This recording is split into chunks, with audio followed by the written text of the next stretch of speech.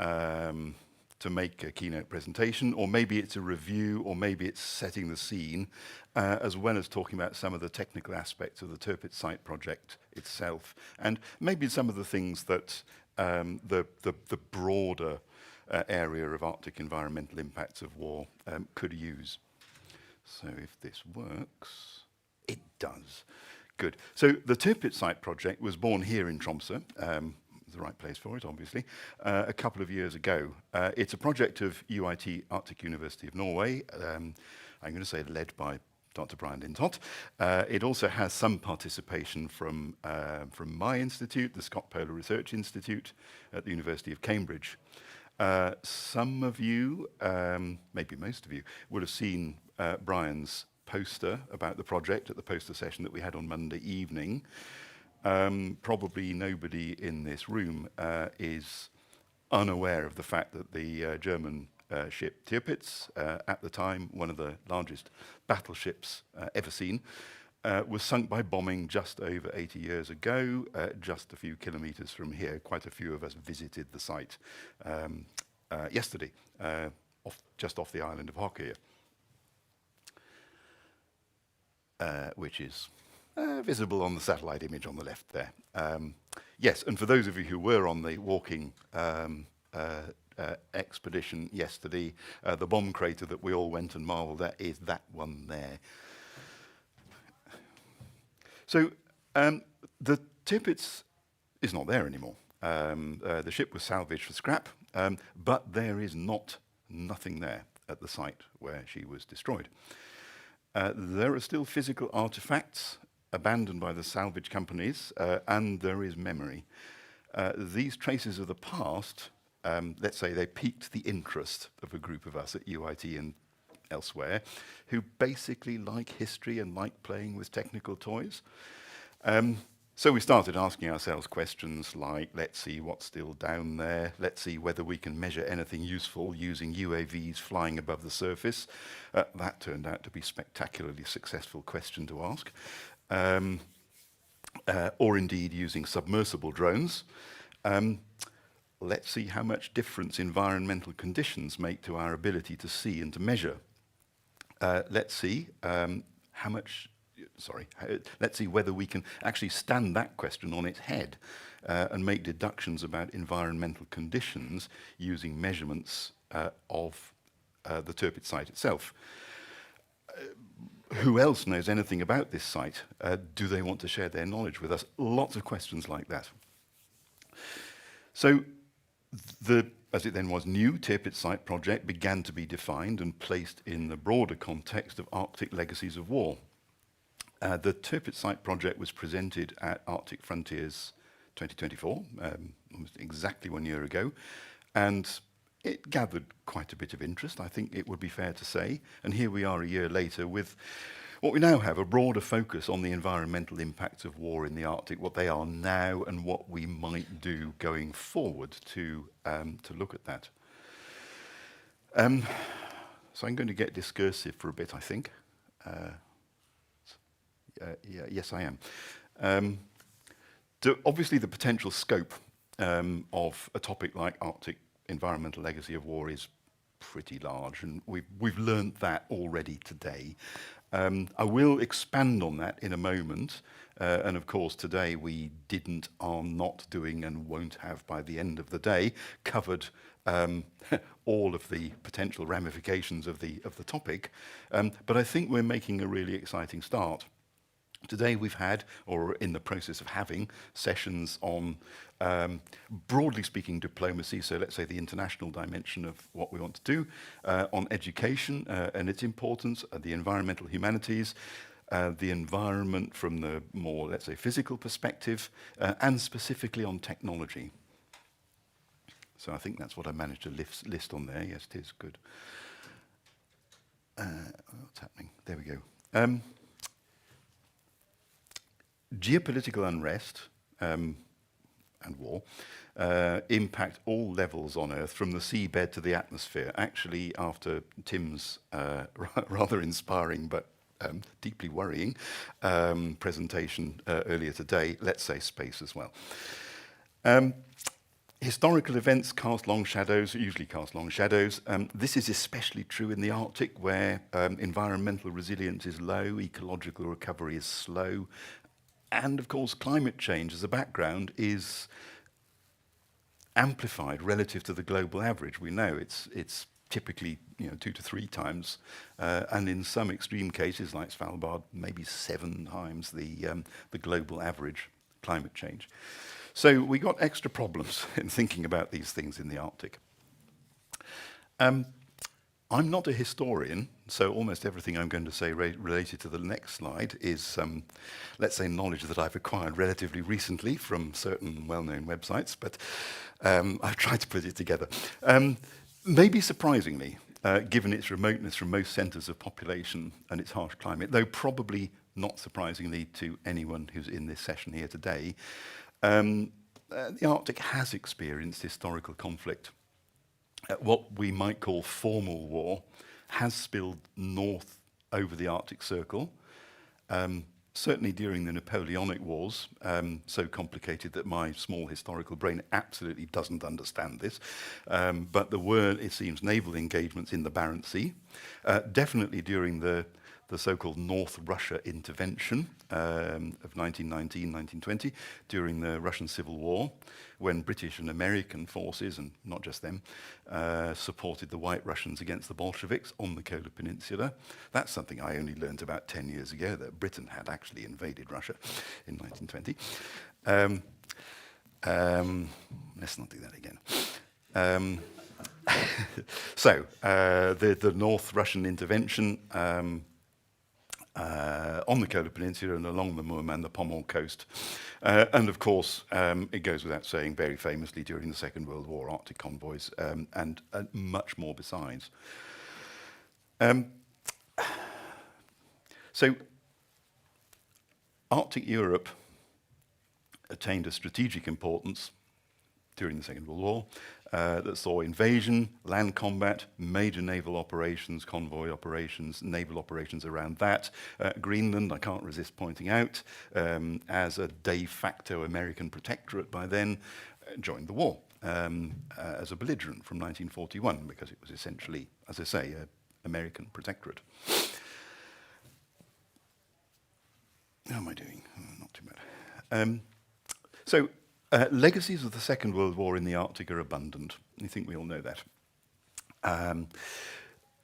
Almost all of the focus, not quite all of the focus, of the presentations that we've had today have been marine focused, but that of course is not the entirety of the Arctic region. And I will try and talk about the terrestrial environment as well. But there's an awful lot of wartime wreckage done. Now, this is not my data. I've attributed it at the bottom. It's a wonderful website. So, as we know, legacies of the Second World War in the Arctic, especially at the bottom of the sea, but not just, are abundant. Since then, it's not the case that nothing's happened, obviously. During the subsequent half-century of Cold War, let's say there was half a century of Cold War, the Arctic remained a significant area of geopolitical tension, located, as it was, still is, between the United States and the Soviet Union. So this is not by no means exhaustive, but we know about the Defense Early Warning Line established across northern Canada and Greenland.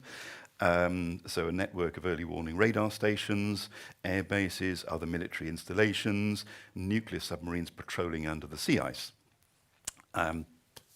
We're still there. We're back in the Cold War. This is not intended to imply that it was only NATO and the West that were fortifying the Arctic during the first part of the Cold War, and it's only Russia doing it now. This is just there for the sake of balance. So the Arctic is, as we know, increasingly militarized. There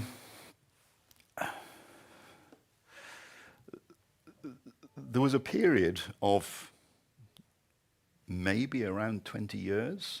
Certainly from my perspective as fundamentally an environmental scientist focusing on the Arctic, that's how it looks to me. Somebody who tried to work in Russia a lot.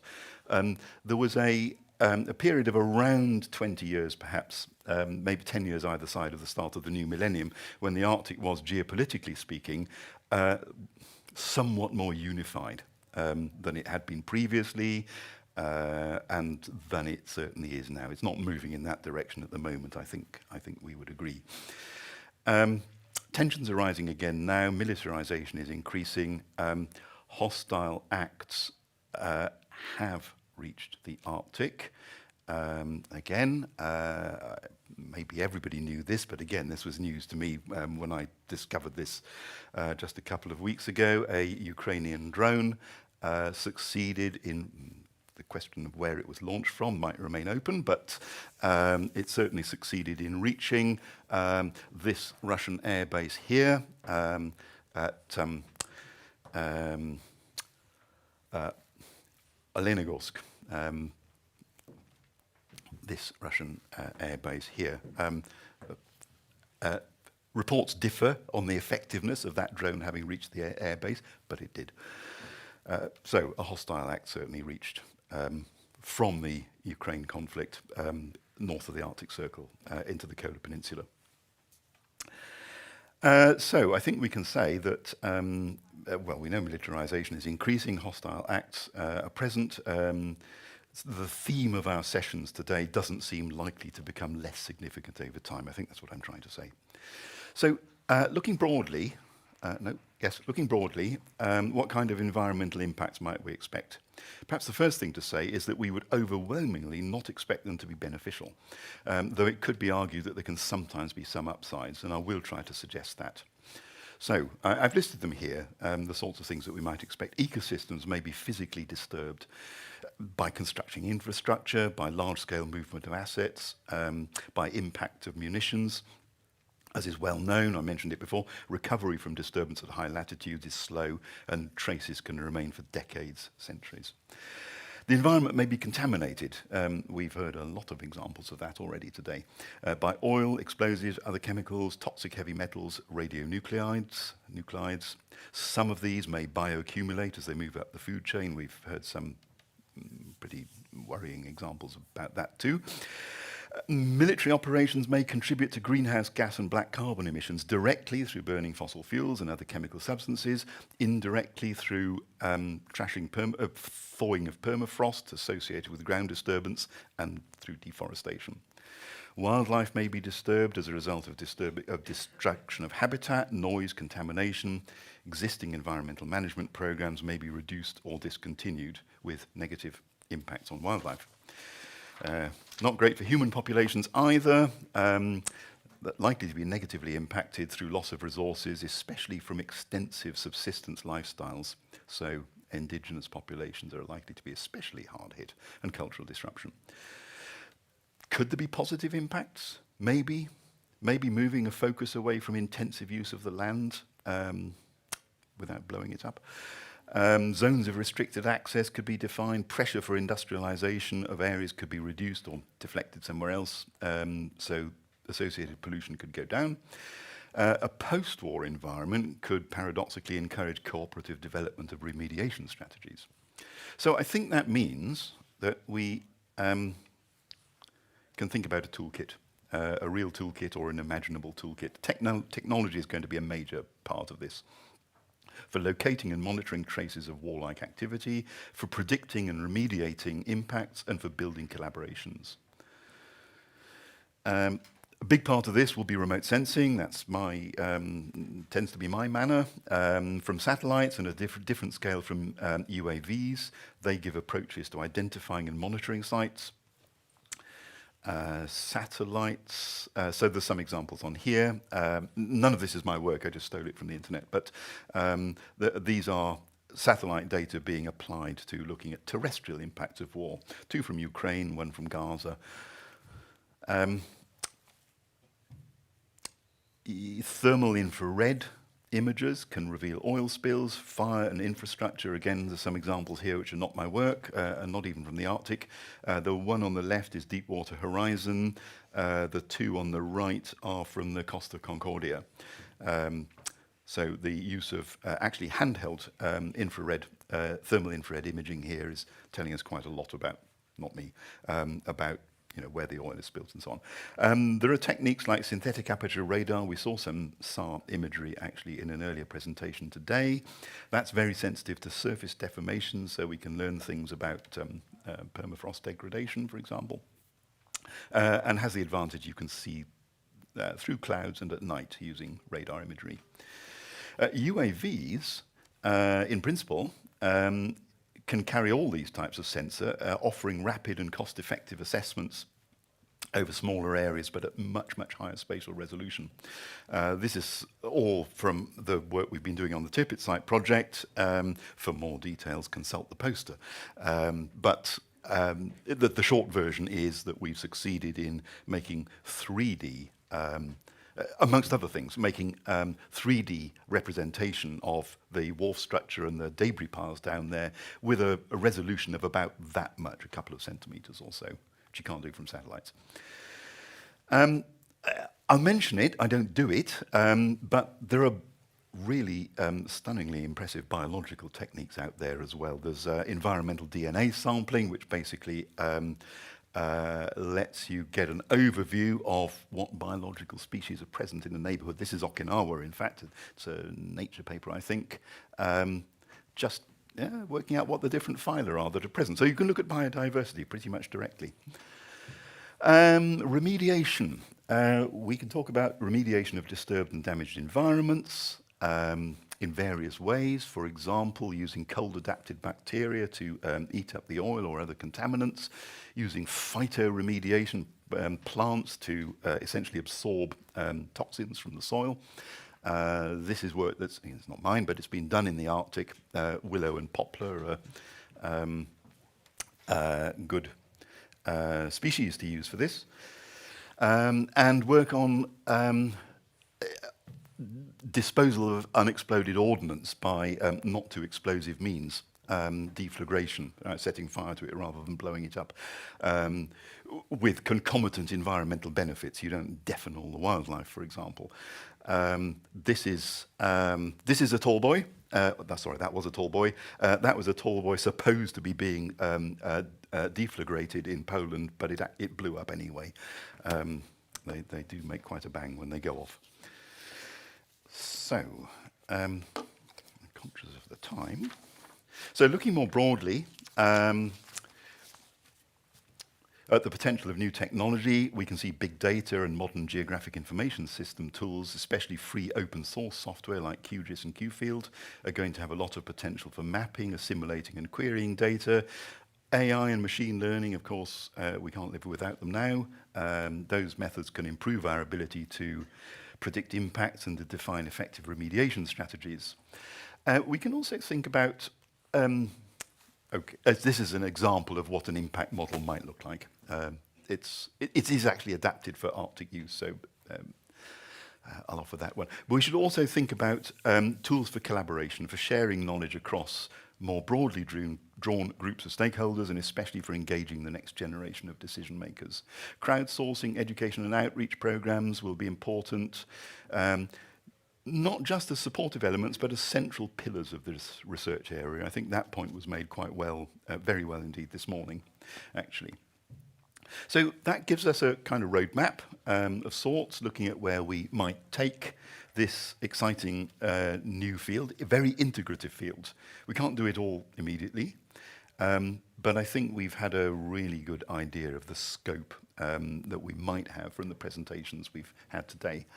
I'm conscious of the time, so I'm going to jump straight to some last thoughts, rather than trying to summarize the themes that we've covered today, because I think Morgan might do that for us later anyway. So, what should we keep in mind? Legacies of war in the Arctic are not just historical curiosities or environmental challenges. They're threads that weave through the fabric of our past and into the future. What we've seen from today's presentations illustrate the importance of combining scientific rigor with cultural sensitivity and new technology to address these impacts. The Arctic's remote, fragile, but it's not isolated. What happens in the Arctic doesn't stay in the Arctic. Interdisciplinary methods, if we foster them through collaboration and engaging the most diverse perspectives we can,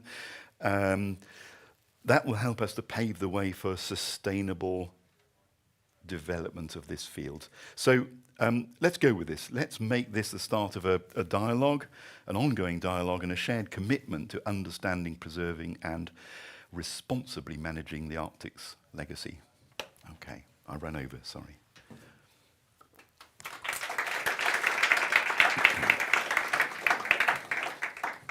Thank you so much, Gary. Okay. We actually have a minute. If there are some questions now, we can actually take one. Yes, please.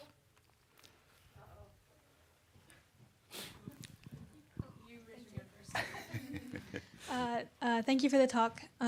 You mentioned cultural sensitivities, and it seems like so far you've done a lot of really great work playing with the technology and trying to figure out how it can be best used.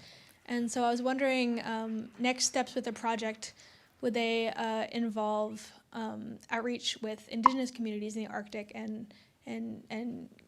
showing them these tools and giving them ways to use them and just collaborating more with them? Or is it just kind of not yet? I'm going to say a big yes in answer to that question.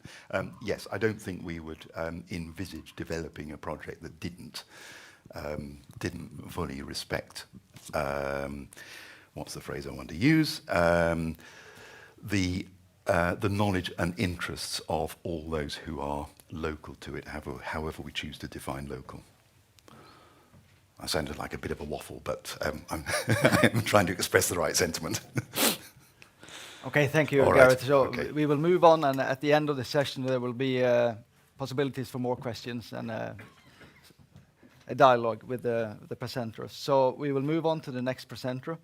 That is Dr. John Ash. So please come up, John. He's a former Royal Navy oceanographer and a submariner, I'm very happy to say, who was involved in the collection of data in the Arctic Ocean to support the study of polar ice pack thinning. Dr. Ash has held a British Safety Council Fellowship at the Judge Institute of Management Studies at the University of Cambridge and is an associate at the Scott Polar Research Institute. So please, John. Thank you very much indeed. Can you all hear me? Right, the laser works. So, ladies and gentlemen, once again, a lot of information on this one, so please just follow my laser. What I'm going to do is I'm going to apply the lessons from my previous study, that is to say, the work that I did on the radionuclides, to the problem of chemical weapons which were disposed of at sea following the First and Second World Wars. As you're aware, I made a number of comments regarding what came out of my study. The first of which is major environmental risks rapidly become political issues, and it doesn't matter what that risk is. Secondly, in order to address any of these risks, you are going to require a champion, and champions outside and inside of government as well. You need somebody pulling as well as somebody pushing. The source term data, absolutely critical. You must verify its provenance, you must check the maths, you must acknowledge the reality of pathway changes, and understand also that while openness brings benefits, in this particular problem, secrecy is actually toxic. It will kill people. Check the dose effect calculations, and the casualty numbers are significant, and I'll talk a little bit about what the risk numbers actually mean. And we may achieve a very great deal we already have. This is the problem. Now, we've already heard that some of the most recent estimates of chemical weapons disposed of in the Baltic amount to some 1.6 megatons. In fact, this is an alternative. This is a global view. I've zoomed in on my area of interest, which is the Arctic.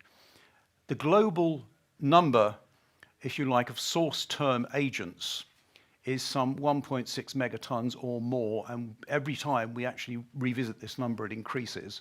And we understand that we do not have accurate data. And as you can see from this, of the Barents and the Kari, you can see that we don't actually have accurate positional information and for that reason, therefore not accurate depth information, and depth information is critical in this game.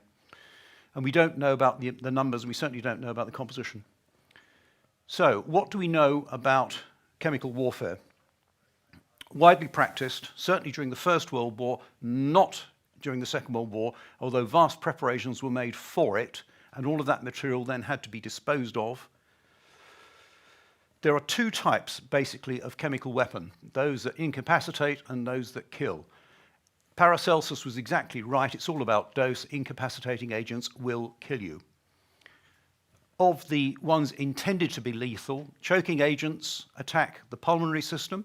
So phosgene and diphosgene, basically you drown. Blood agents, essentially those interfere with the ability of the blood to conduct oxygen to cells.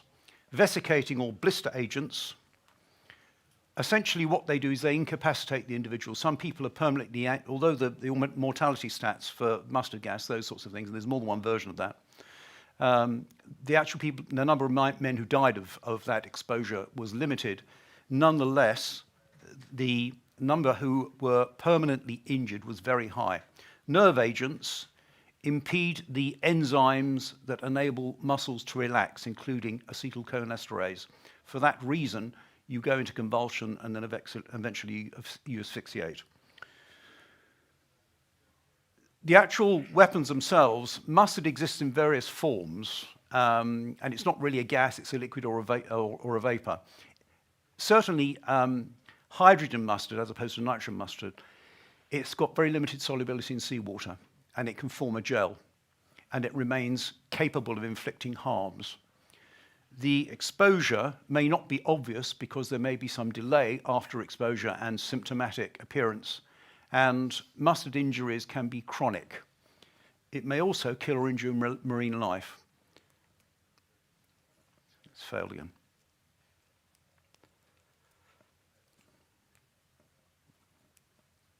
All right, the controller's failed.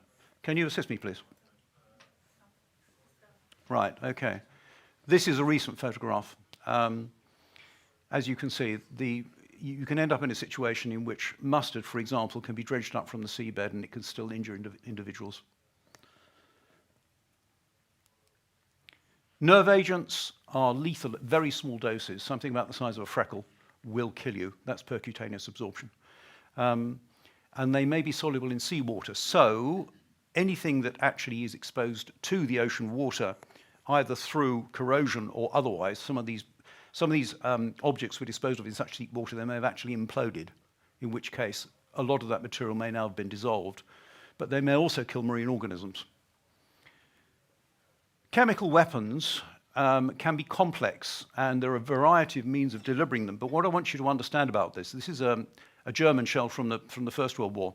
You actually have the agent at some point and a bursting charge. Now, in the later type of weapon, what you have is the bursting charge in the middle, but you might well find that you've got two particular hazards here. You've got an explosive hazard, and the explosives degrade over time and become more sensitive, and you've also got the filling. How then do you deal with all of this? Well, let's look at risk. For all of these hazards, that is to say, all of these elements that in particular circumstances could lead to harm, there will be a risk. That is to say, the combination of the probability that the harm will eventuate and the loss if it does. So that gives you that equation there. Because it's a two-element equation, you can graph it up. Now, you get the probability numbers from history or analysis, and the losses are expressed normally in casualties or money, and they tend to get mixed up, I'm afraid, in the risk world. There are only four things you can do with any risk. You can mitigate it, you can avoid it, you can retain it, that's the do-nothing option, or you can share it sometimes, that's the insurance option. They may not always be available to you. Once again, it's failed. Right. The diagonal lines here represent, because of this, you've graphed loss against probability, that represents one risk value, one risk. So AB would represent, in this case, 1 in a million, 10 to the minus 6. CD would represent about 10 to the minus 4, typically, and those are values that the American EPA would probably use. But understand that you can't avoid it, because, first of all, it will not stay where it was put on the seabed. it will actually come back. And it's also the case that people actually go out for various different reasons, commercial or recreational, and they will drag it up. And you end up with injuries. In addition, it can get into the food chain in the decayed products of those chemicals. And the way you calculate that is this. You just multiply two numbers against each other. The lifetime daily mean dose against the carcinogen potential factor, kilograms per day. And that gives you the risk factor. Now, this particular analysis was undertaken by Kat Kover in 2009.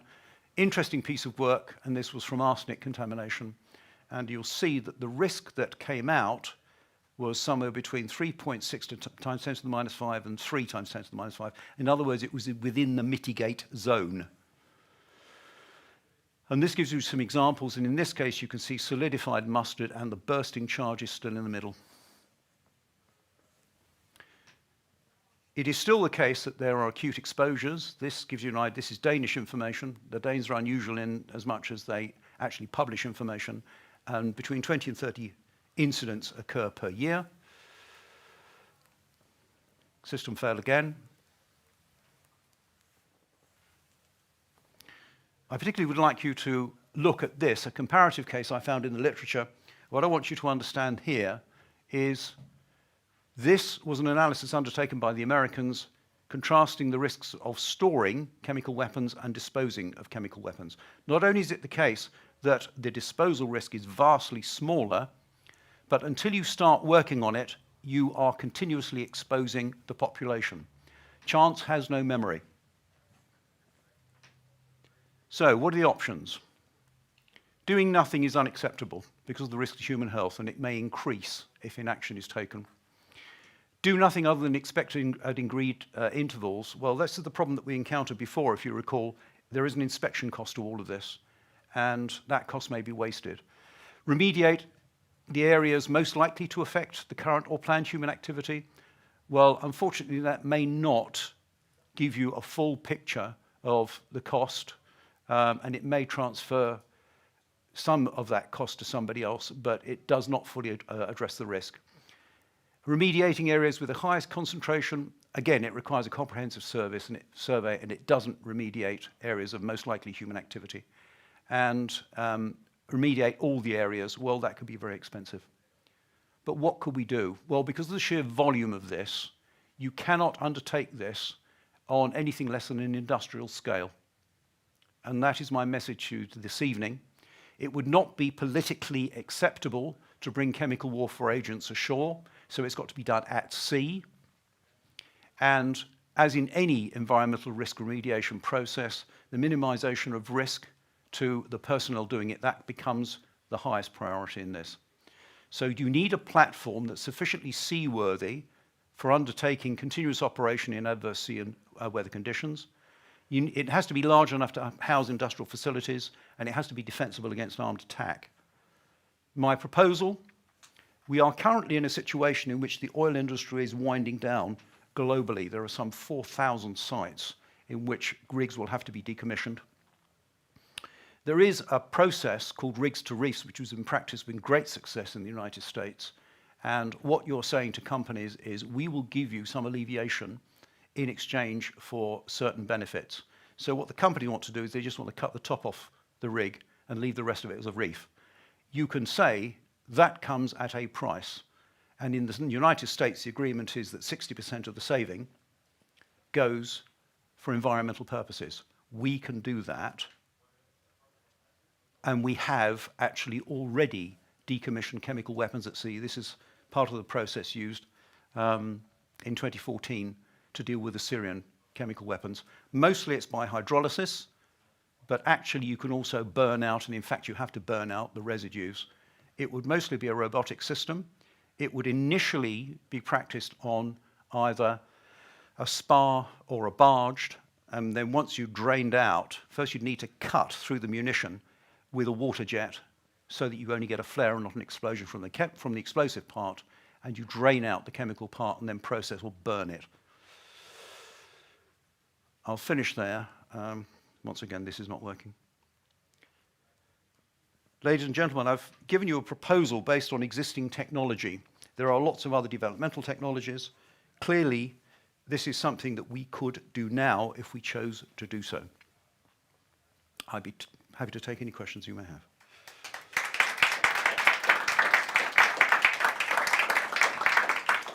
Thank you, John. Very interesting, and I think we'll save the questions for the last part. So we'll move on now, and I'll invite the next speaker, Endre Grimsbø.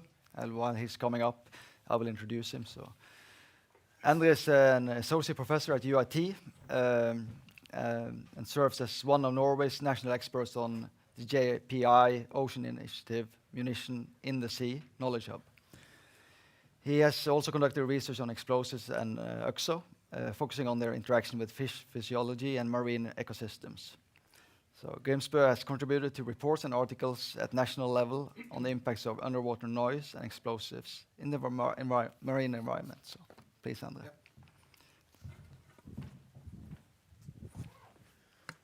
Yeah. I will talk a little bit about our area, well, a little bit about Norway in particular, but our area not far away from us. It's a fjord outside Narvik, where the Battle of Narvik took place, and also a little bit about the northern front and the impact that have on all the ammunitions that end up in that fjord. Let's see here. No. There it comes. Yeah. UXOs, that's undetonated ammunition. That's an environmental challenge that we hear now. But in Norway, it's not so much chemical weapons. It's in Skagerrak, that's the post as area where they are dumping after the war chemical ammunition. But in the fjords in Norway, an ocean, we have at least 200,000 metrical tons with dumped ammunition. That's huge. And it do not include shipwrecks, sea mines, undetonated torpedoes, air bombs, and etc. That's dropped from airplanes. And this number do not include Finnmark, which is in area bigger than Denmark. So we don't know exactly how much it is there. And we know that UXO are toxic, and no, it's when this are rusting up, these containers that keep the UXOs, they are rusting, and then the UXOs is exposed to water and leaking out in the food chain and so on. Yeah. So in 2015, there was a European initiative to address these problems, and we have worked for some years now, and we have a knowledge base or a knowledge hub that's intended to have all the knowledge about in the UXOs in Europe. Yeah. So the fjord outside Narvik, the Battle of Narvik, ended up with a lot of sunken warships. Just a few days in 1940, and there was several sunken ships inside that fjord. And many of them are still there. The ships on shallow water is handled somehow, but the deep water UXOs that's inside these ships, they are not handled. And in the Narvik itself, it's also, in addition to the warships, it's also merchant ships that is sunken during this battle. So it's quite many ships in that fjord that's sunken during this. No, it do not work. Yeah. Yeah. So during the war, there was this Western Norwegian, that was a part of the Atlantic Wall. It's a lot of fortification along the coastline, and after the war, a lot of the ammunition from these coastal fortifications ended up in the fjords in Norway, including the fjords outside Narvik. And it's, you see, there is a lot of fortifications along the coastline. It's incredible much, actually. Yeah. Don't dare it, yeah. So we have the northern front. In 41, the eastern front is something that most people have heard about, but the northern front is not so well known. But it's actually on the border between Norway, Finland, the German forces in those two countries, and Soviet forces. Yeah, let's see here. There we have. Finland was allied with the German during the war because of the winter war that's happened in 39-40. So the front actually went into Soviet Union quite far, but in 44 there was agreement between Finland and Soviet Union, and all the German forces have to move from Finland. But they didn't go back to Germany, they go to Norway, because the front up, let's see here, up here, was still something that they wouldn't let go. However, in 44, they have to move out from, the German forces moved out from Finnmark and burned the whole county. And it was also very chaotic, so there was dumped a lot of ammunition in the sea and on land. So that's a lot up there. So we see a little bit about how this looks like after the war. It's a lot of ammunition, and a lot of this stuff ended up in the sea. It's very interesting.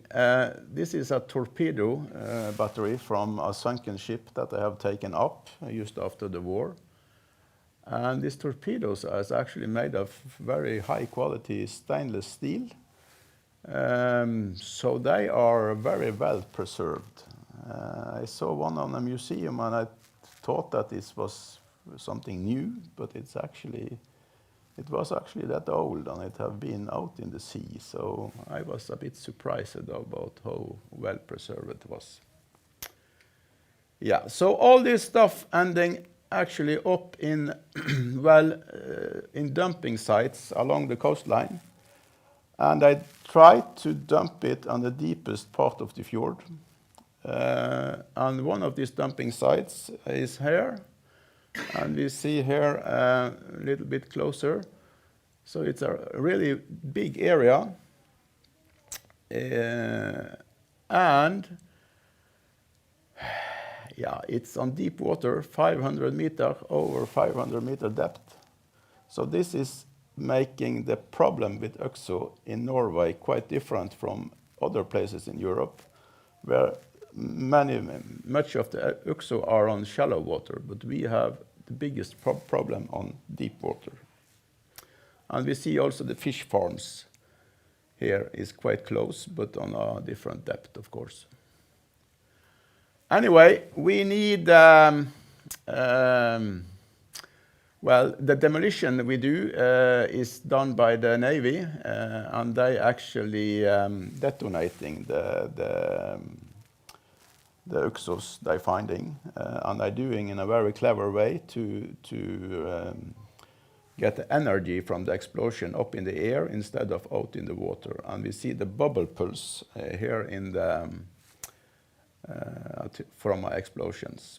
So we need more research on deep sea UXO. That's the answer, and maybe instrumentation that could go deep in the water. Yep.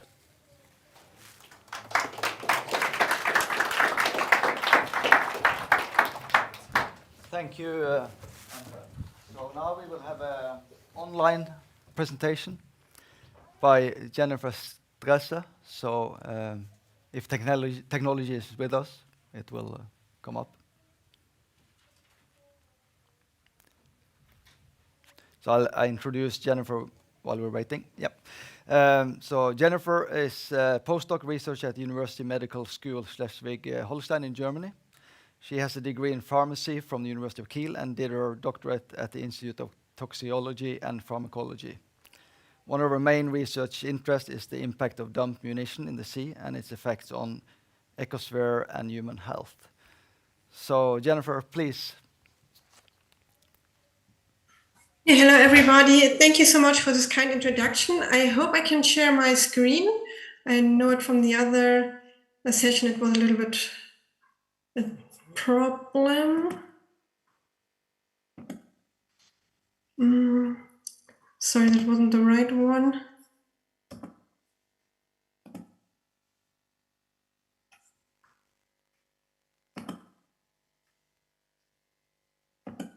So I hope you can see the presentation. Yes. My talk will have the title of the ecotoxicological risk of World War relic munitions in the sea after low and high order blast in place operation, where we performed some investigations in the former years.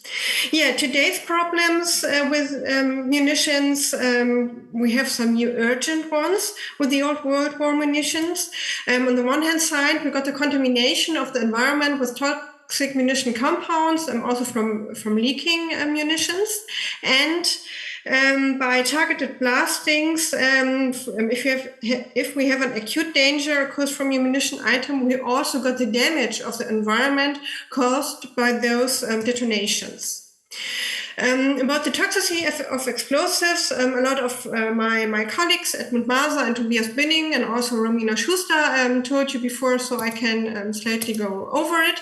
We knew from explosives like TNT and its metabolites, we have human toxicities, most importantly the mutagenicity and the carcinogenicity, but also they are of ecotoxicological concern and are also a harm to the marine environment.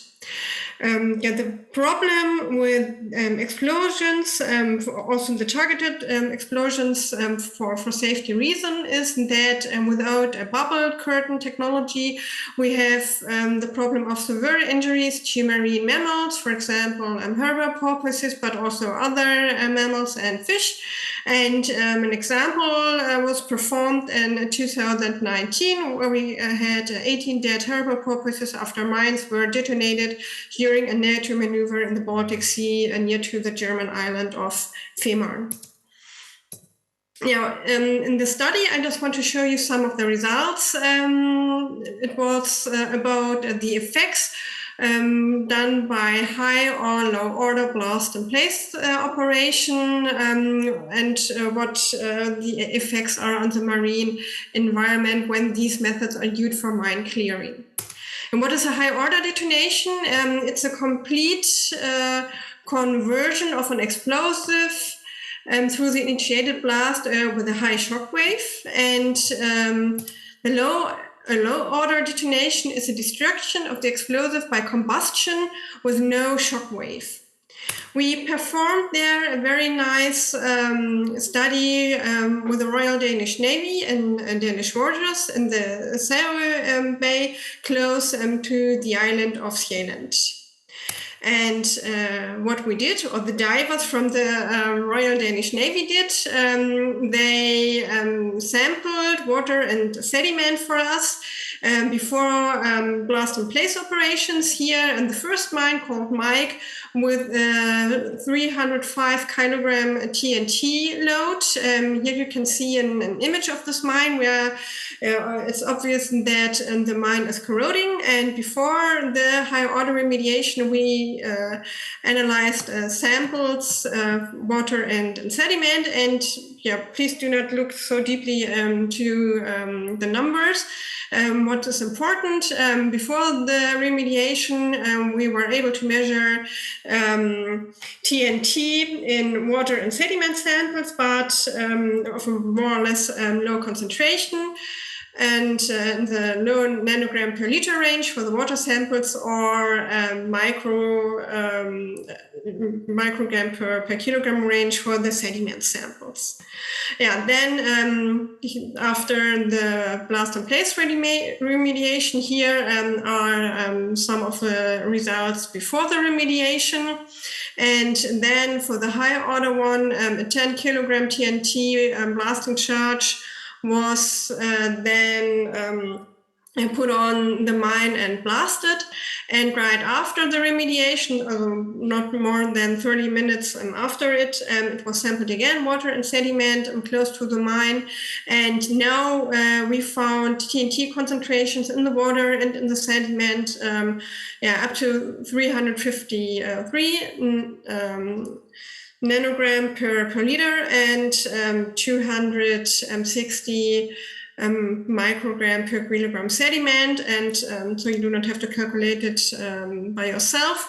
It's more than 10,000 times higher than before the remediation in the water samples, and up to 4 times higher in the sediment directly at the mine or now at the crater, and up to 350 and 250 times respectively for the water and sediment samples in 1 meter away from the mine compared to the concentrations before the blasting.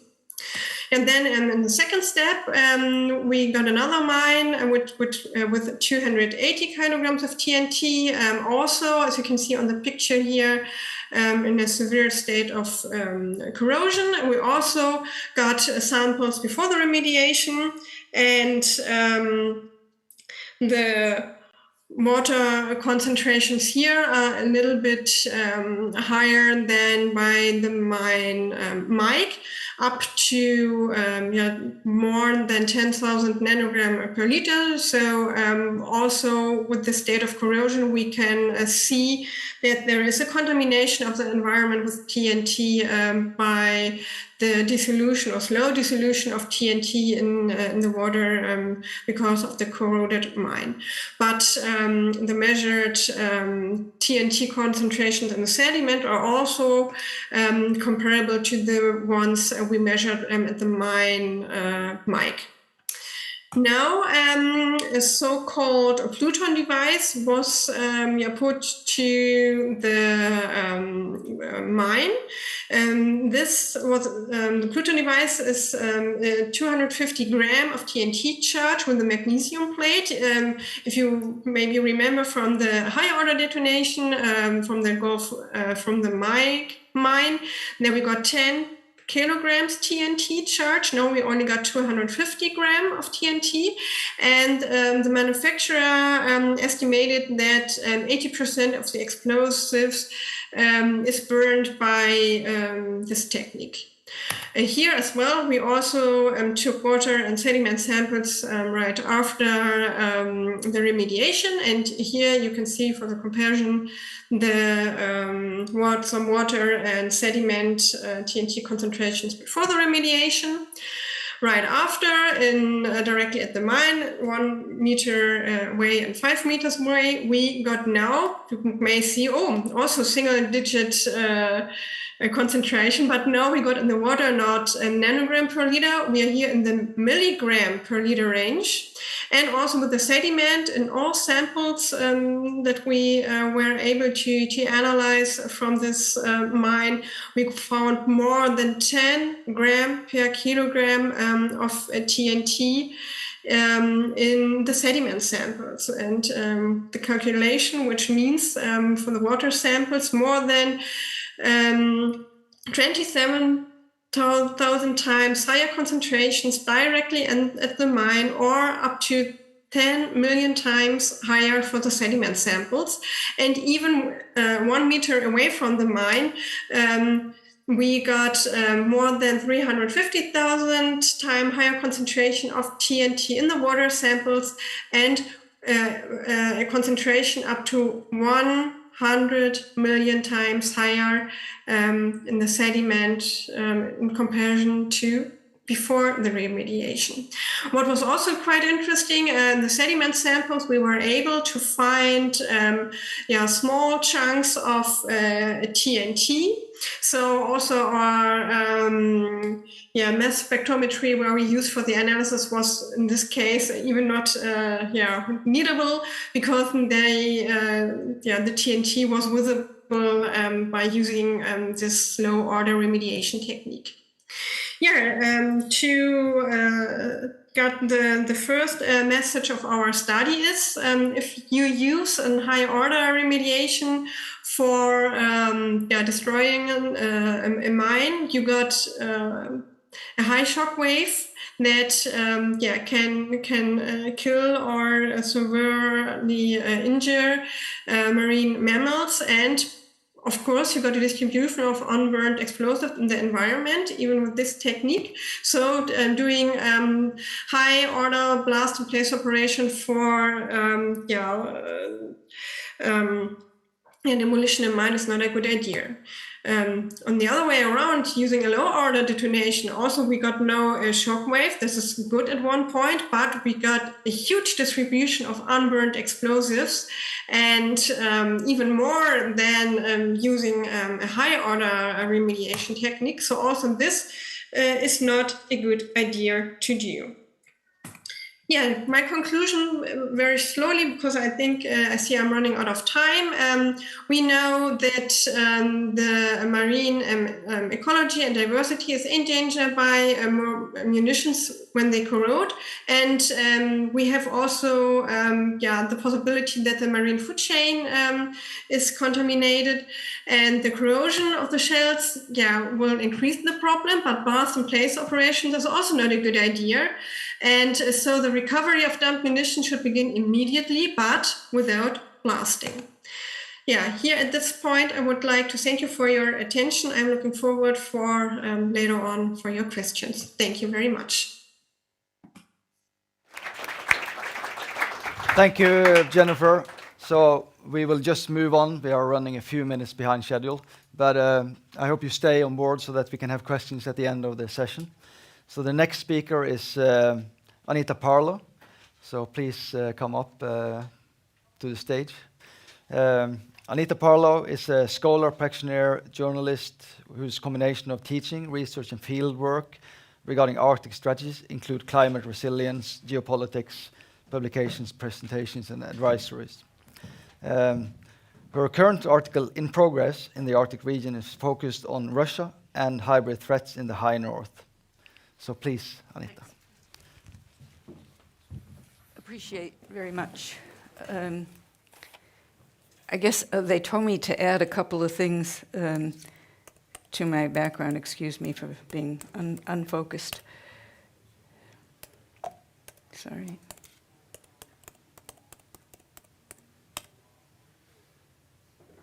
I'm unable to walk and chew gum.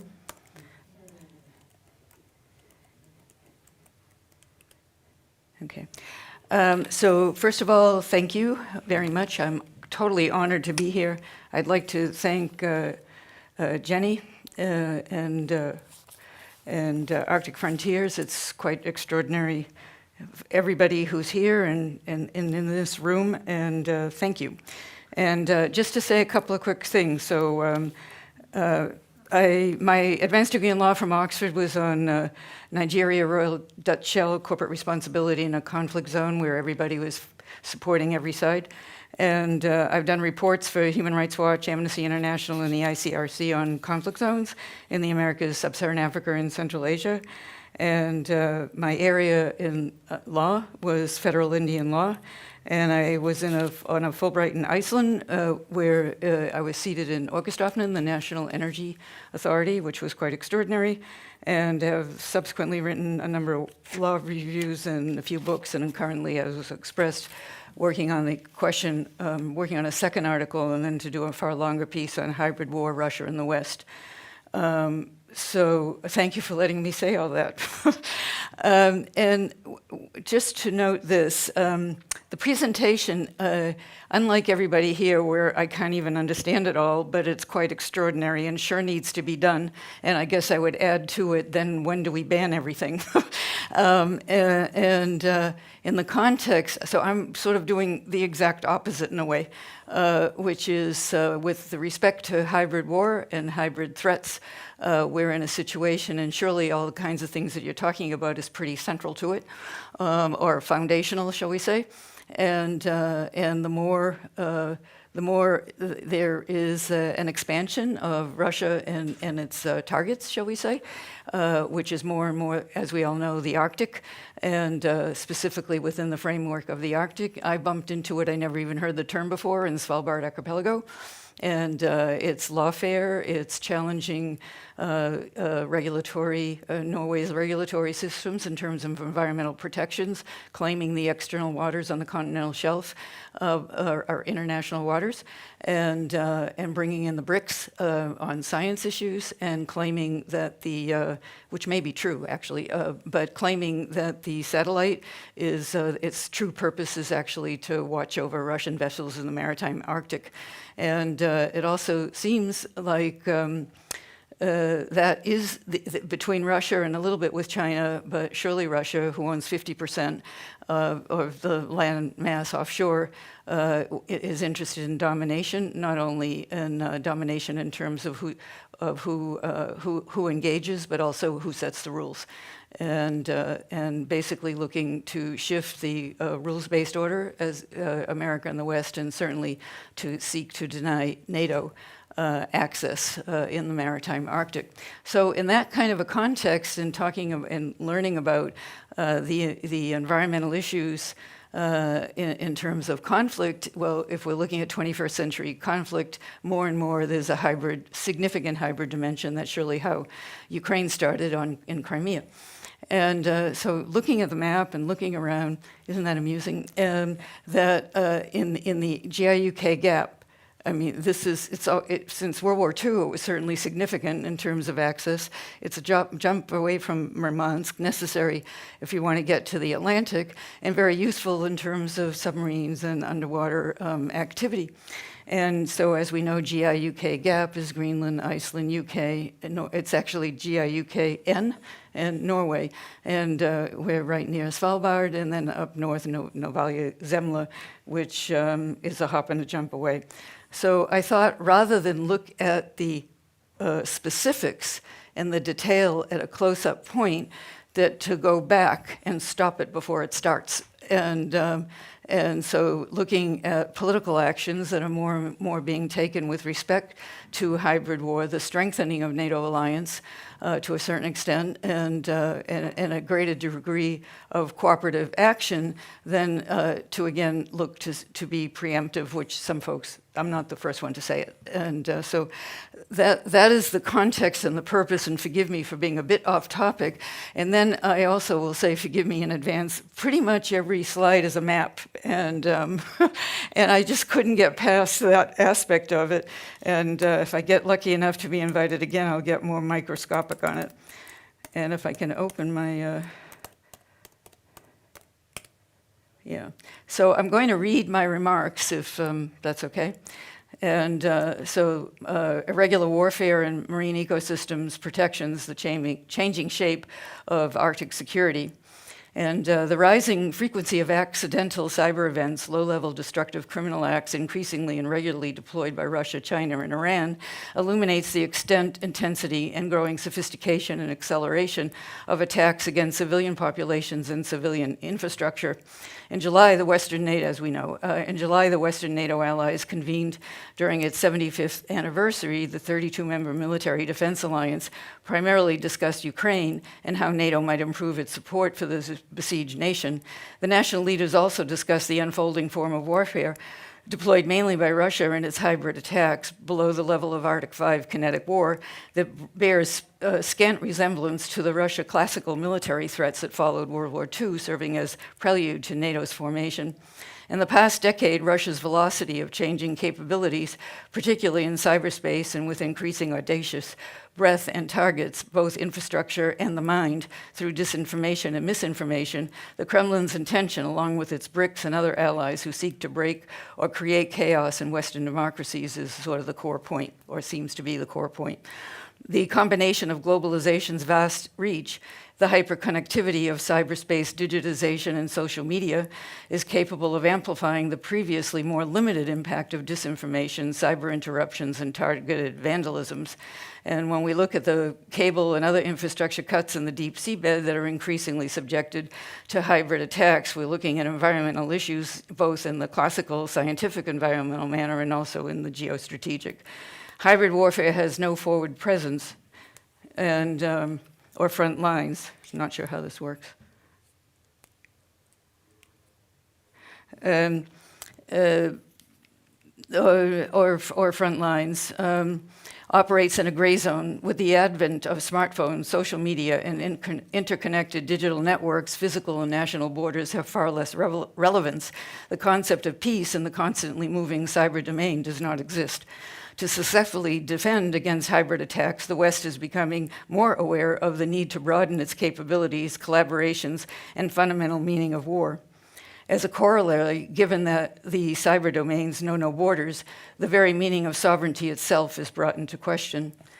Russia wields its hybrid war on the internet, social media, artificial intelligence, culture, and lawfare, all wielded to wage lawfare, create disinformation and misinformation systems, conduct small-scale vandalisms to critical infrastructure like deep sea, including undersea and oil and gas pipelines and communication networks, and sabotage communication systems.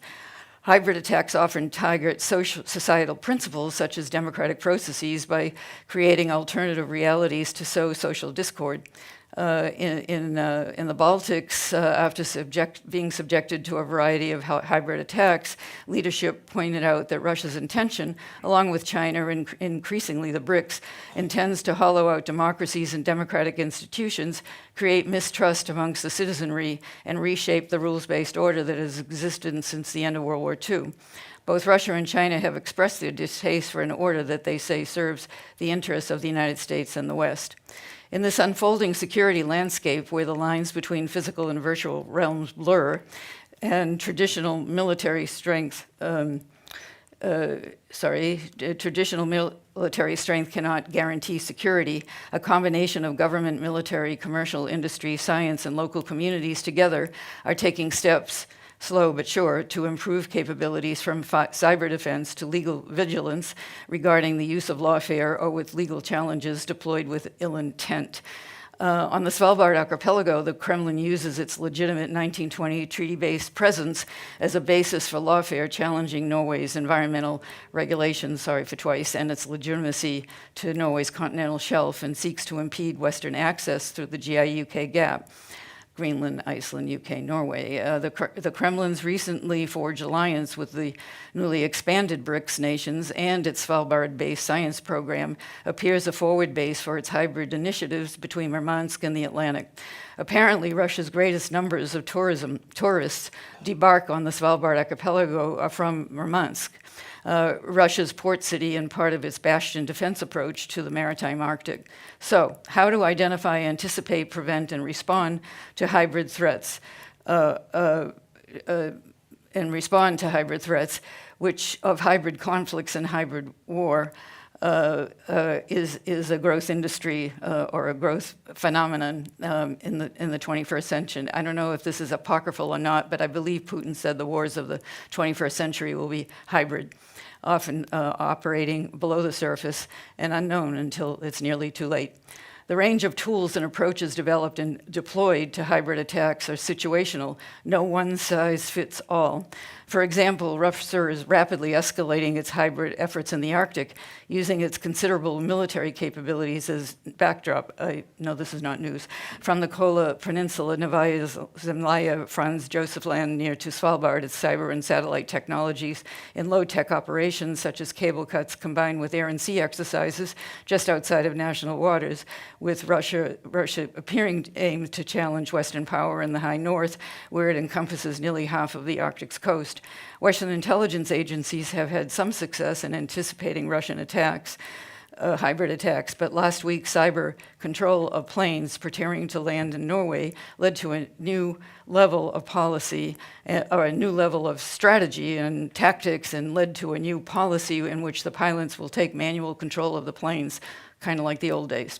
Following the 2024 NATO meeting in the summer, in July, a Finnish ambassador privately noted that the Allies must build a tightly integrated series of capabilities in the cyber domain, a new fundamental level of transparency, collaboration and cooperation that overrides corporate or national security or even sovereignty barriers. True interoperability, he said, requires full trust so that each of the allies builds the component parts and policies according to the greatest capabilities, their greatest capabilities to be integrated into a cyber totality. Without tight integration, he said, the cyber threat landscape will always have gaps. For NATO, a core question being discussed by some members is whether or what kind of cyber attack against a NATO nation should trigger the mutual defense guarantee of Article 5. If so, what's the proper response? To get back to our two, biodiversity issues are indeed a part of the equation with hybrid attacks undersea. As great power competition accelerates in the marine domain, the GIUK and GAP is a geostrategic fulcrum where NATO's ability to maintain deterrence and maritime superiority will shape the future balance of power in the North Atlantic and beyond. Thank you.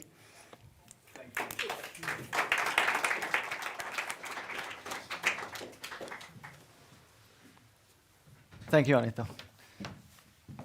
So now we're on to the last speaker before we're going to have a small Q&A session after Morgan will give a bit of a summary for us. So, Prasad Pereira, which I should manage to present because he's working with me. But Prasad has a PhD in naval architecture and marine engineering from Lisbon, Portugal. I'm not going to read everything here because it's too long. Also working with SINTEF, a research institute in Norway, and have been with UIT since 2018, I believe. So please, Prasad.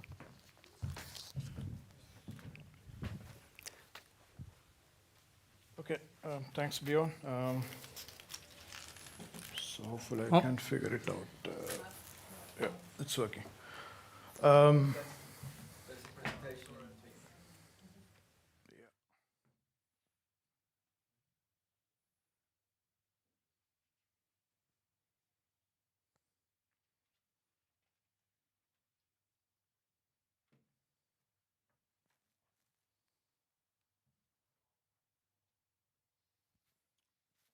Yeah, it's a Prasad Pereira. I can see in the folder.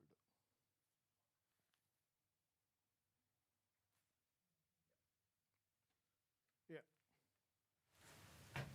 So the title of my presentation is this Integrated Unmanned Maritime Systems toward UXO Survey.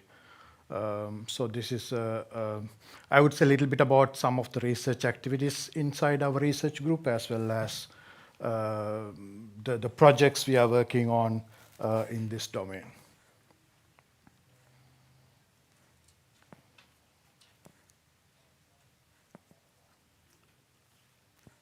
So can you move to the next slide, or it doesn't work?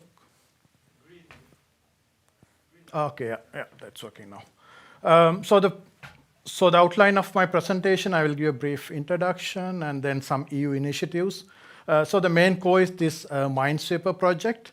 I would say a little bit about the introduction, about the project objectives, work package structure, and then UIT role. And also some of our UIT infrastructure and future activities. So this UXO domain, I mean, we are kind of new to this one, but So far, we worked on the overwater domain, in the sense we are working in the maritime domain, especially related to the emission-related challenges. So this is one way we're looking into the underwater domain and cleaning up our oceans. So I'm coming from a maritime technology background, but with the sensors, AI, machine learning, data type of applications. So we are somewhat new to this domain from our perspective. So let me start telling this European Commission publication study on underwater exploded munitions. So this is a really nice report, some of the content based on this report, because they have done a really good survey on the respective challenges in this field. I think this is what somewhat I'm going to talk about also. So when you come to the UXOs, so the North Sea, Mediterranean, and also the Baltic Sea is being highlighted. And of course, this is kind of related to this European Union conclusions, but I'm really interested in the European, at least Brussels politics, understanding what they are thinking for the future, because they are sitting in front of a whole chunk of research funding, so it's really good to know about their thoughts. I think this both Baltic Sea, North Sea, and Mediterranean, of course, these are dumping sites.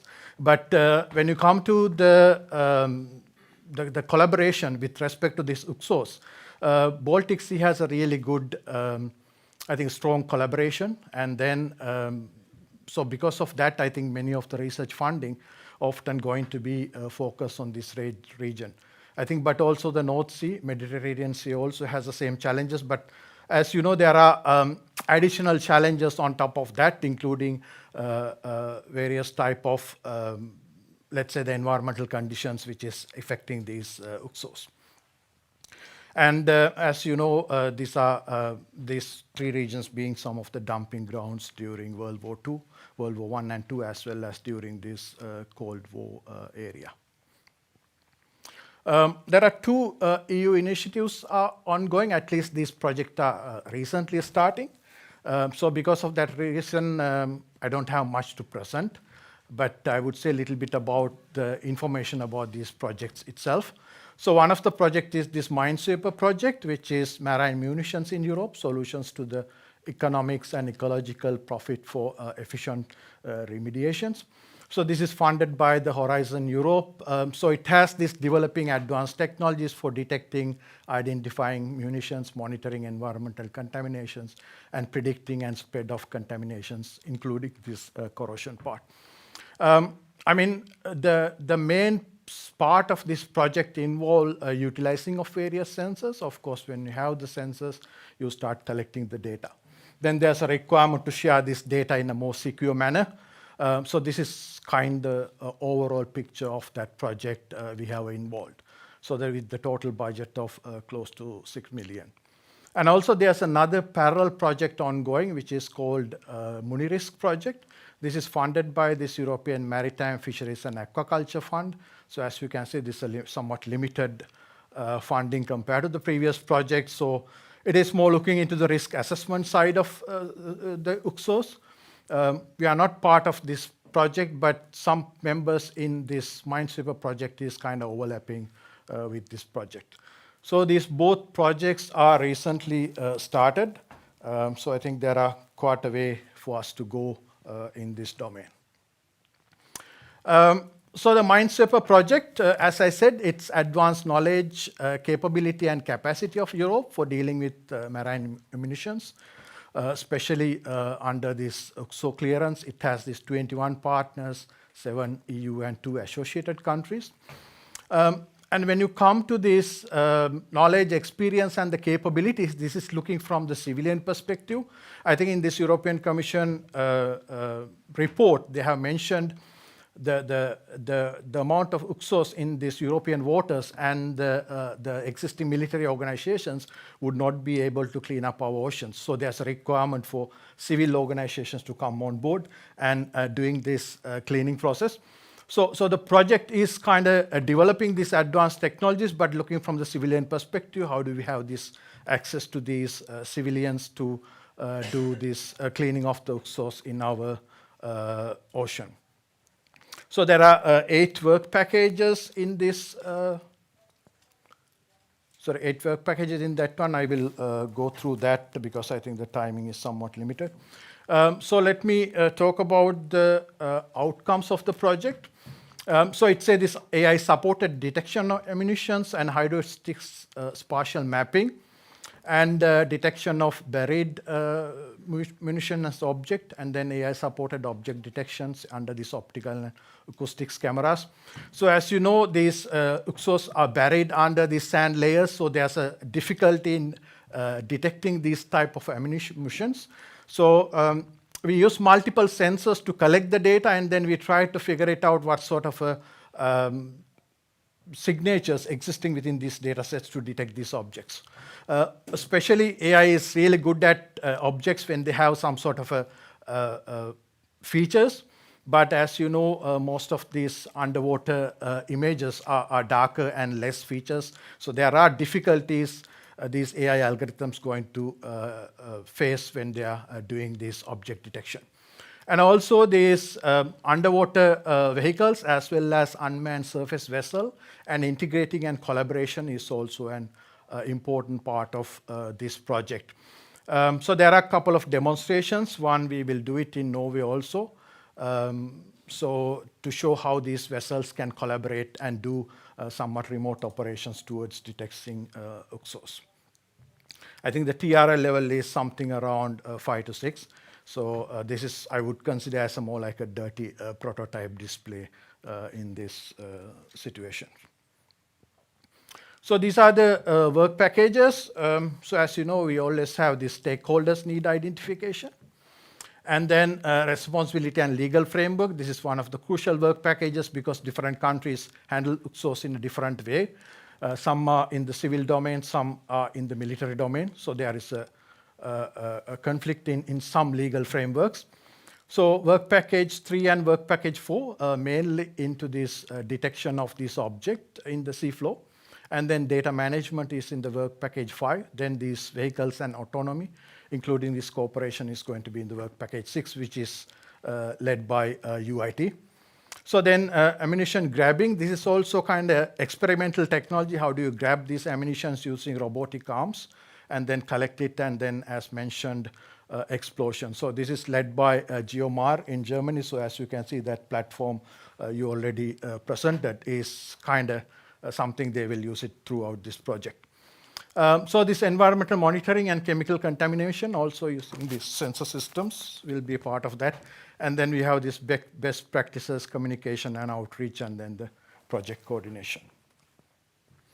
So the UIT role, we have this research vessel, which is going to be utilized through these remote operations combined with these underwater vehicles. So the collaboration of these vessels and these underwater units and doing these remote operations, so autonomous type of operations, is kind of main core of this project itself.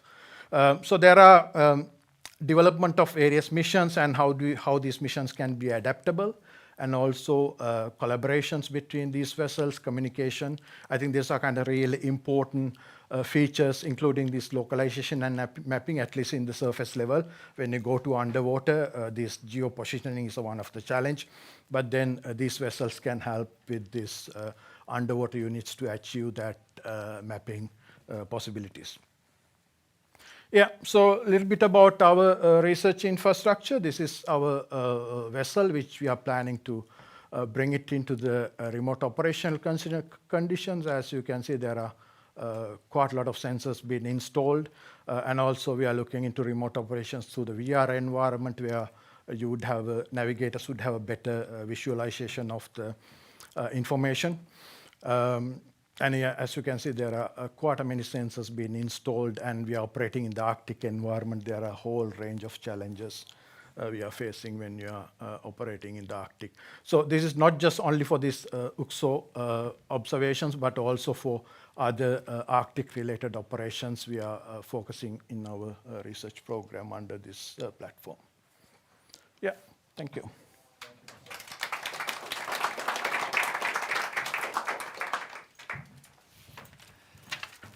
So then, Morgan will help us and do a summary of this session, and and we'll move on to some Q&As at the end. And we are slightly behind schedule, but the Q&As are also very important. So please, Morgan. Thank you very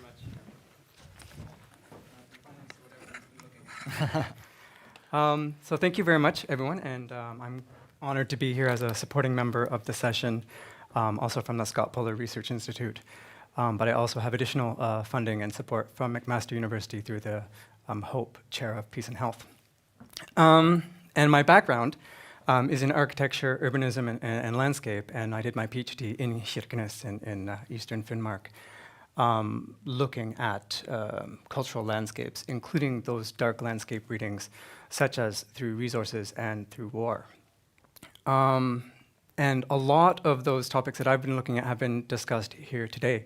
I think interdisciplinarity has been a very strong theme, and we have brought together specialists from various different fields, including toxicologists, educators, historians, artists, people who've worked in the military, in diplomacy, and in government, and law, and looking at various different themes that also cut across this entire conference that we've been part of.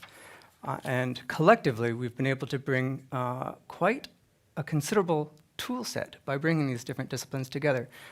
We've looked recently at the integrated marine system, AI-supported spectral mapping just now. We have LiDAR, robotics, drones that we've had a lucky and fortunate experience yesterday at the Tirpitz site. Laboratory analysis, water samplers, fieldwork, ethnography, design and speculation, and a variety of case studies that looked at the impacts through pollutants such as hydrocarbons, UXOs, energetic chemicals from vessels themselves, noise, and also heritage and cultural narratives and values. And all of these things impact varieties of aspects of our lives, including food sources through mussels and fish, so our food security, impacts on shipping and commerce, our social security through irregular warfare, undersea cables, communication, energy infrastructure and ports, and a variety of different conclusions and possible solutions. Mainly, I think, changing our responses from being an emergency response to those more towards mitigation and actual action, and action now and presently, given the data that we have and that we know. Some of those possible solutions include phytoremediation, UXO disposal, no blast in place we've just heard of, rigs to reef, education and outreach, diplomacy, and communication. So we've covered quite a broad set of themes in our session, and we also have a working group tomorrow to try to bring these things together and see what the next directions are to really understand the broad implications, either terrestrially, through the marine environment, and even, as we've heard this morning, into outer space.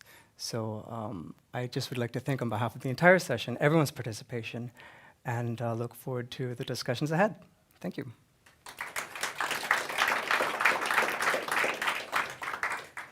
Thank you. So now we have the opportunity for a Q&A for, I think we're past the time, but I think still we should do a little bit. So if there are, we have some of the speakers are still, Jennifer probably online still. So if there are any questions, please raise your hand. I might throw out one question if not. Please, microphone, yeah.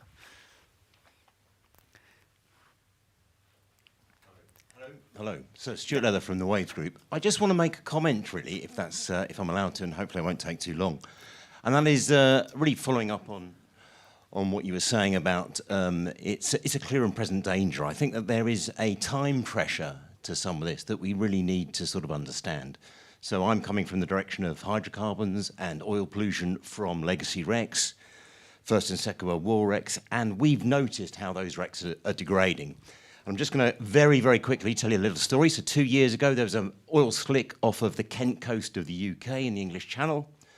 Everybody thought that it was part of a modern ship cleaning its bunkers, but we traced that back to a wreck that sank in 1946 that wasn't even on the radar. No one really realised that wreck was there. An oil spill response operation was commissioned through the Marine and Coast Guard Agency.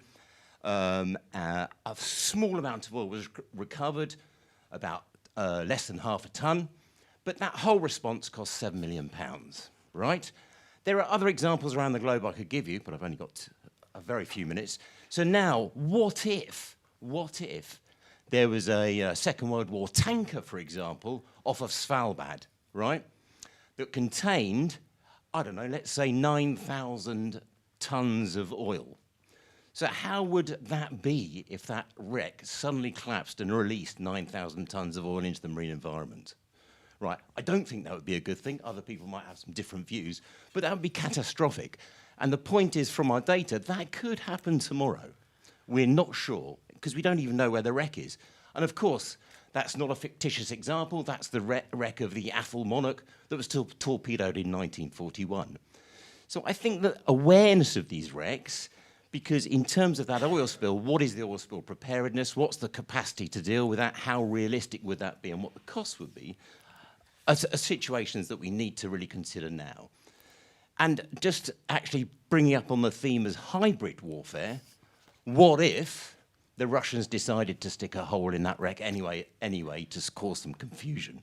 So, you know, this has been considered in the Baltic. Governments have considered this, that suddenly potentially polluting wrecks actually pose a potential weapon for hybrid warfare. So I just really wanted to make that point. Okay, thanks. Thank you so much, and super relevant, and the urge. I guess more people would like to comment on it because to me it seems urgent to have more control. You can really be, we can be set aside in hybrid threat. You can use these sites for hybrid threats and kind of push limits, see what kind of response you get.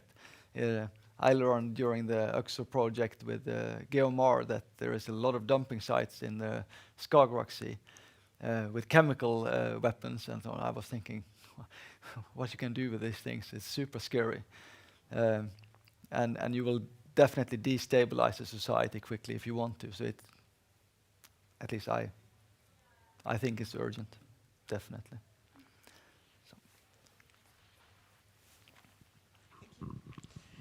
I would like to pick up on Gareth's talk. You touched briefly upon the potential upside impacts of a shipwreck. So I just again wanted to highlight the cultural memory part of this, that, yeah, to dive up some of these objects and then, yeah, use them as impulses to talk about perceptions of the past. Yeah, to use them as, yeah, points of discussion. So that could be a potential positive impact. Thank you. You want to answer it, or it's pretty obvious? Just Yeah. to say, it's nice to think that we could conceive of any kind of positive impact, but yes, I agree. Yep. Ben. But there is, and we haven't really touched on it today, but there is now a large academic literature around shipwreck ecology, which is, you know, a very clear statement of the potential upside of some of these structures on the seabed, and indeed it's a complicating factor in management decisions, particularly as they serve as attractors to fish for you know, artisanal fishermen in particular. So there are issues, there are stakeholders who take a very different view of some of these structures that we are concerned about. This is a very wide-ranging question and offer. The issue of reefing is deeply controversial if you're not an owner of a structure that you want to cheaply dispose of. So I can't accept that as a panacea. And indeed, there are a number of programs which are focused on, okay, well, if we're going to do that, how should we go about it? Having been fascinated by today's discussions, my eyes have been opened in lots of different ways, and it makes me realize that I don't think we've got the communications around this right. And that may be just an illustration of that. When we started the project Tangaroa on oil, we were very focused on the volume of oil that might be out there. Colleagues in Malta said, well, no, you've got that totally wrong. In Malta, 1 ton of oil in the wrong place will destroy our access to fresh water. Colleagues in the Pacific said, no, you got that wrong. Our economy is based on high-end ecotourism. We don't need very much oil on the beach before that brand is destroyed. So I thought, well, okay, well, is it the cost of remediation that we focus on? Well, people say, no, that's not the right way to lead either, because most of the figures bandied about are relatively meaningless when you dig into them. So I feel we need to rise to the challenge of defining what the messaging around this really is. Because I've certainly come away from this even more convinced of the urgency of the complexity of the fact there's great capacity and capability and knowledge and insight. I'm even less sure about how I would write the press release to sum up the key messages from this session. And maybe that's a challenge I can offer to the group. Sorry. Anyone willing to? That's not a short answer for, I guess. So it's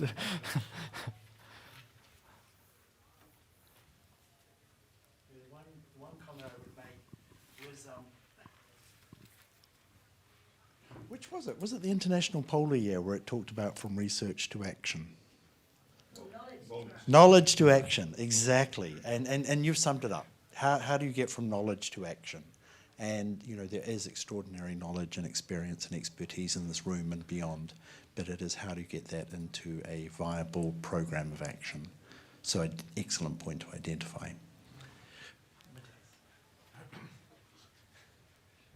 But maybe just to give you some hope of that, because no, actually, when on a much smaller scale, and regarding the smaller dumping grounds in the Baltic Sea, at least we managed, after several projects, to convince our government in Germany to take action and start at least the remediation there. So there is if you put your forces and your ideas together and invest also in public outreach, then there is the potential that also the governments take action and start with the remediation. We are not sure whether this really will continue and whether they really will clean up our Baltic Sea. However, this year, in 24, they at least started with this remediation, just for environmental reasons, no emergency reasons. Which is the big difference.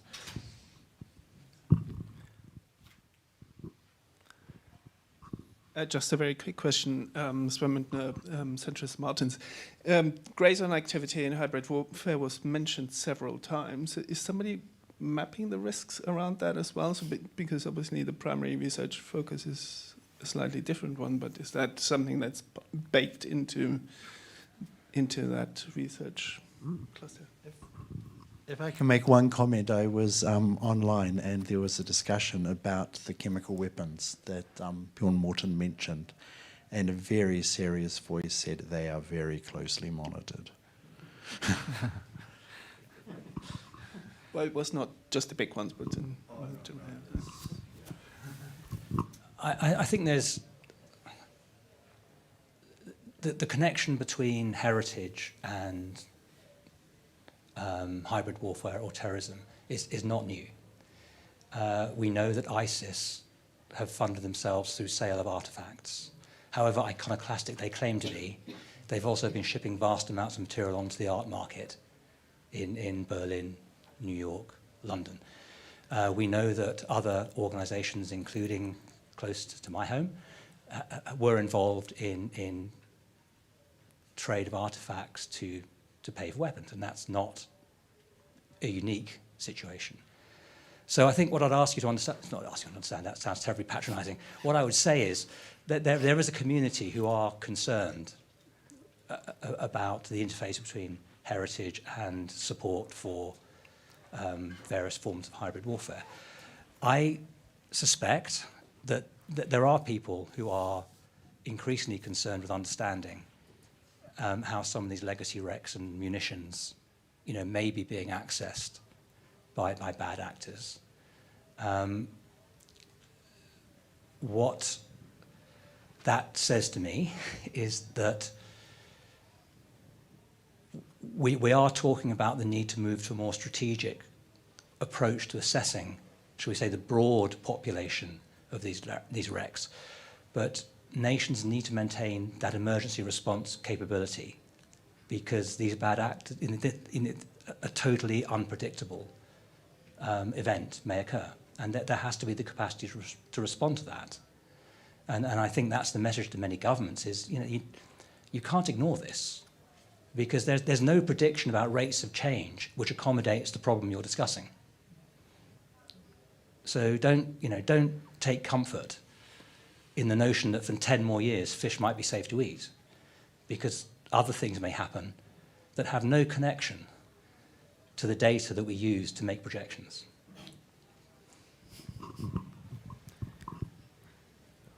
So I'll ask, meanwhile, just give her a mic. Brian, 1 more hour, 2 more hours? Should we keep on? Were you pointing at someone? No, it's for you. There you go. Why is that? I would like to second what was said about gray zone activity and what you're all engaged in terms of wrecks.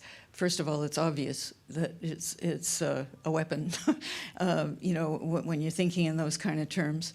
And second, it would enhance greatly the visibility from 2 very different, generally speaking, communities of people and constituents, and a way to get the information out that is more comprehensible, both in terms of the science and blowing out hybrid.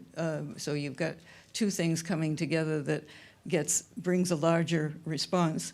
And then I won't say his name, but the Finnish ambassador, it totally fits in to what he was saying. So hybrid wrecks, jurisdictionally speaking, where are they?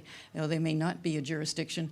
And in terms of the capabilities to respond to it and to think in hybrid terms, et cetera, he talks about the idea that corporations shouldn't be, shall we say, competing against each other, and nations shouldn't be hiding their big secrets from each other when they need to be allies, and those very things that need to be bridged are the gaps in which the hybrid war is fought. So for every possible reason, it's an excellent, in my humble opinion, concept that, at least to look at it a bit, and to see what are the synergies, what are the elements that overlap, and what would actually enhance the other in terms of what the outcome, the desired outcome would be. So, wow, thank you. Any more questions, or should we wrap up? We could keep going. We have some activities tomorrow as well. I think quite a few will attend there. So, absolutely.